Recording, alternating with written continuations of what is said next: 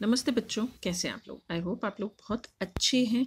और हम लोग पोएम जो है the hope bye Rajan Agarwal वो कर रहे थे और उसका काफ़ी सारा हिस्सा यानी कि रीडिंग पार्ट हम कर चुके थे। और मैंने कहा था मैं इसके क्वेश्चन आंसर करवाऊंगी। उससे पहले हम इसकी थीम और इसकी समरी देख लेते हैं। तो सबसे पहले मैं ये जो आपके सामने थीम आपको दिख रही होगी ये रीड आउट कर लेती हूँ कि इस पोएम की थीम क्या है। The theme of the poem is hope as defined and considered by various parties including the poet। कि इस पोएम की थीम क्या है, होप है, जो कि कई तरह के पार्टीज ने यानी कि बर्ड्स, ट्रीज, एनिमल्स और यहाँ तक कि पोएट ने भी जो सोचा है वो इसकी थीम है। The others and some others are vague, unclear, uncertain agents, whereas the poet is a definite and certain interpreter of the hope। इस पोएम में बाकी जो है लोग अनसर्टेन है पोएम होप के बारे में, लेकिन पोइट जो है वो इस होप का क्लियर इंटरप्रेटर है। उसको पता है कि होप क्या है और कैसे करना है। Birds, human beings, animals and nature depends upon hope. Poet कहता है कि सभी, चाहे वो बर्ड्स हों, चाहे ह्यूमन बींग्स हों, एनिमल्स हो और नेचर हो, सभी होप पर डिपेंड करते हैं। Hope sustains life. होप जो है वो लाइफ को सस्टेन करती है। अब हम आते हैं इसकी समरी पार्ट पर। तो देखिए, हमने पूरी पोएम पढ़ी, उसको मैंने अच्छे से समझाया। अब हम समरी देखें तो the poem is written by Rajan Agarwal. देखिए समरी बहुत ध्यान से देखिएगा क्योंकि समरी पे बेस क्वेश्चन आते हैं। तो the poem is written by Rajan Agarwal. The poet says, अब यहाँ पोइट क्या कह रहा है, that there are different types of hope name differently.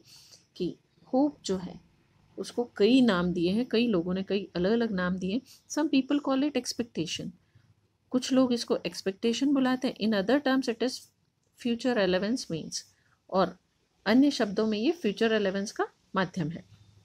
Many other think it is a measure of benefaction, कई लोग इसको दान करने का, दान का मेजरमेंट मानते हैं। But for poet hope is just certain of creation of soul that makes us feel good. और लेकिन पोइट के लिए क्या है, ये आत्मा का कृति है जो कि हमें अच्छा, खुश महसूस कराता है, pleasuresome and careful. Poet says that we summarise today, कि हम आज जिंदा हैं, रह रहे हैं, उम्मीद कर रहे हैं, और आवर फ्यूचर, और फ्यूचर के बारे में सोच रहे हैं, because of in past we had surmise on hope, क्योंकि हम भविष्य में होप पर भरोसा करें हैं और जिए हैं।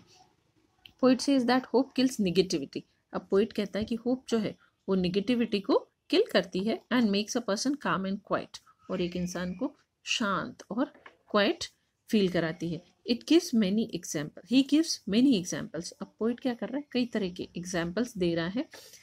अब पहला एग्जाम्पल जो उसने दिया है वो है एक बर्ड का। A bird is flying in sky in search of food for young ones. एक बर्ड जो है इज फ्लाइंग इन स्काई, आकाश में उड़ रही है, in search of food for young ones, वो अपने बच्चों के लिए खाने की तलाश में, and find material to build their homes, और अपने घर या घोंसले बनाने के लिए सामान ढूंढ रही है। Because she has a hope. अब वो किस उम्मीद में उड़ी, क्योंकि उसके दिमाग में होप है कि that she will find something to feed her babies, क्योंकि उसके दिमाग में उम्मीद है कि उसे कुछ ना कुछ तो अपने बच्चों को फीड कराने के लिए मिल ही जाएगा। तो एक पक्षी होप रखती है।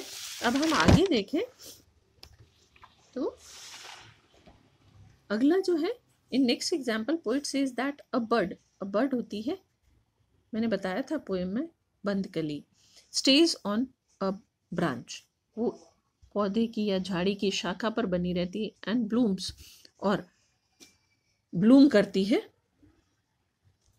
और वो ब्लूम करती है यानी कि खिल के फूल बनती, because she has hope that she will Bloom.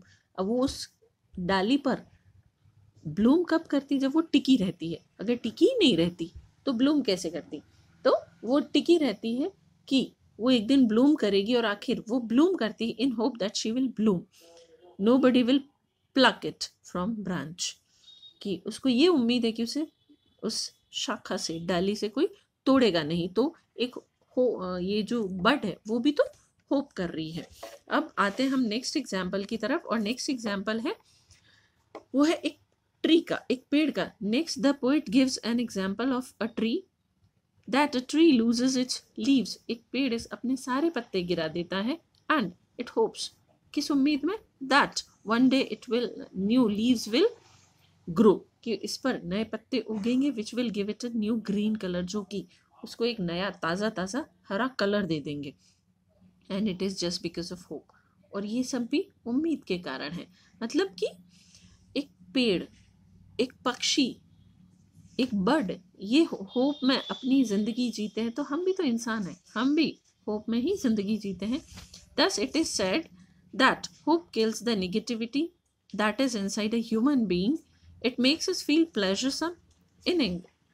It enlightens gloomy through phase of life.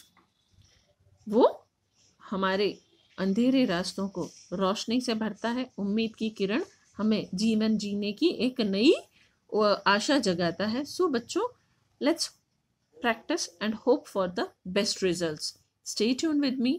Thank you.